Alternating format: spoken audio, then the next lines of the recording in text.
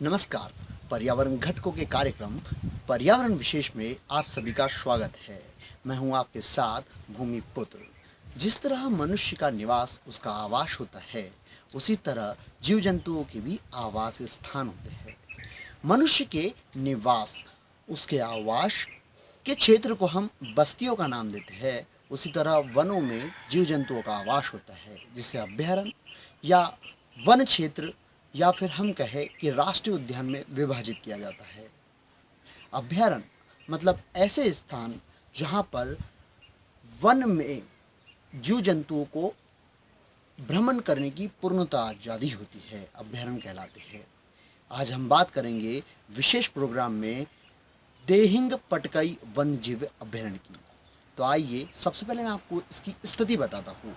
देहिंग पटकई वन्य जीव अभयारण्य असम में स्थित है। यह असम के डिब्रूगढ़ और तिनसुकिया जिले में स्थित है, जो वर्षा वनों के क्षेत्र में आता है। अगर हम असम घाटी की बात करें तो असम घाटी उष्ण कटिबंधीय आर्द्र सदाबहार वर्षा वनों में आती है। यहाँ आपको मैं जानकारी दे दूं कि उष्ण कटिबंधीय आर्द्र सदाबहार वन भूमध्य रेखा से 28 डिग्री उत्तरी दक्षिण अक्षांश और दक्षिणी अक्षांश का क्षेत्र होता है।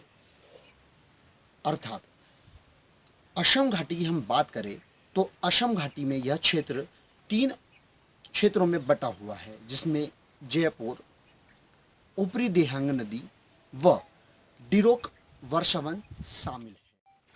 असम घाटी के वर्षावनों की बात करें तो इनका विस्तार अरुणाचल प्रदेश के तिरप व चांगलांग जिलों में भी है। अपने घने जंगल और वर्षावन के कारण इन्हें अक्सर पूर्व का अमेजन भी कहा जाता है। अगर हम बात करें हमारे मुख्य विषय देहिंग पटकई वन्यजीव अभयारण्य की, यह वन्यजीव अभयारण्य अपनी प्रमुखता के लिए बहुत विख्यात है। यहाँ पर कई जीव जंतुओं का बसेरा है, कई विभिन्न प्रकार के जीव जंतुओं का निवास है।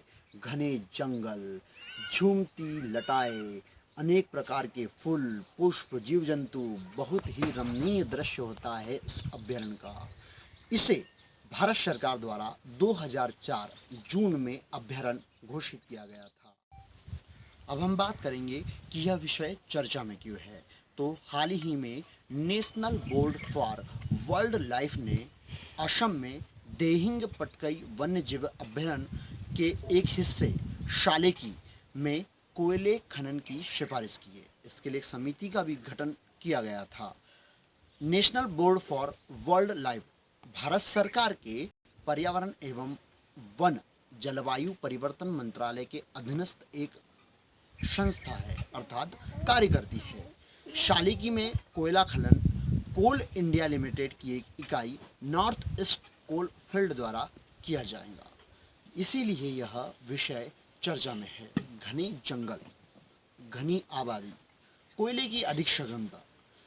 अब प्रश्न यहाँ यह उठता है कि इन घनी आबादी में, इन घने जंगलों में जीव जंतुओं के आवास स्थान, जहाँ पर यह कई प्रकार के जीव जंतु जो इस अभयारण्य में निवास करते हैं, क्या इस खनन का, क्या हमारी कोयला आपूर्ति के लिए जो खनन किया जा रहा है, इन पर क्या प्रभाव पड़ेगा। चूँकि इसके लिए समिति गठित की गई है जो यह सब जांच करेंगी, यह देखरेख करेंगी, उस आधार पर फैसला किया जाएगा कि यहाँ खनन किस स्तर पर किया जाना है या किस स्तर पर नहीं किया जाना है। खासकर यहाँ इस विषय को ध्यान में रखा जाएगा कि कोयला खनन में किसी भी जीव जंतुओं के आवास या निवास स्थान पर कोई हनन न हो, उनका विशेषाधिकार उनसे ना छीना जाए। अपनी चीज़ों को पूर्ण करने के लिए जीव जंतुओं के बसेरे को हम अक्सर उजाड़ते आए हैं। अब देखते हैं कि देहिंग पटकई वन्य जीव अभयारण्य में मिले इस साले की कोयले खनन के क्षेत्र में ये मुद्दा कहाँ तक जाता है। धन्यवाद। मैं भूमिपुत्र आपसे विदा कर लेता हूँ। मिलते हैं अगले एपिसोड में।